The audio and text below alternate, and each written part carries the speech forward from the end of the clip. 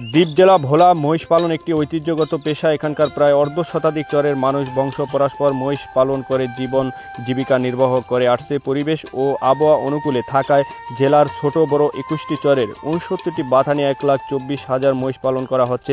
প্রতিদিন দুধ উৎপাদন হচ্ছে 15 থেকে 20 টন। প্রতিটি মহিষের বাথানে 10 থেকে 1000 পর্যন্ত মহিষ পালন হয়ে থাকে, যা ঘরোয়া পরিবেশে একেবারেই অসম্ভব।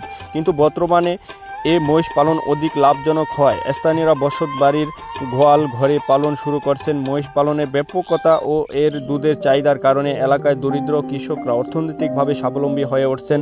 এদিকে মহিষ বিক্রি, অন্যদিকে মহিষের দুধে তৈরি টক দই বিক্রি করে লাভবান হচ্ছেন উপকূলের চাষিরা।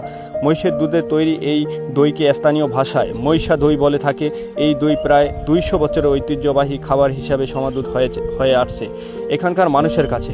দ্বীপ জেলা ভোলা দৌলতখান চরপাতা কাজিরহাট চৌরাস্তা মোড় মহিষের দই বিক্রি করছেন মেসাস মোল্লা দধিঘর হাফেজ ইব্রাহিম মোল্লা। এখানে চিরা, দধি, বিয়ে, আকিকা যে কোনো অনুষ্ঠানে দধি বিক্রয় ও অর্ডার নেওয়া হয়। সামাজিক পারিবারিক ঘরোয়া ভোজে মহিষা দই না থাকলে সে আয়োজনটা পূর্ণতা পায় না। দই ভাতে মুড়ি চিরার সঙ্গে মিশিয়ে গুড় ও চিনি দিয়েও খাওয়া যায়। এছাড়াও খাবার হজমে সহায়তা করায় দেশ জুড়ে ভোলার মহিষা দইয়ের রয়েছে ব্যাপক চাহিদা।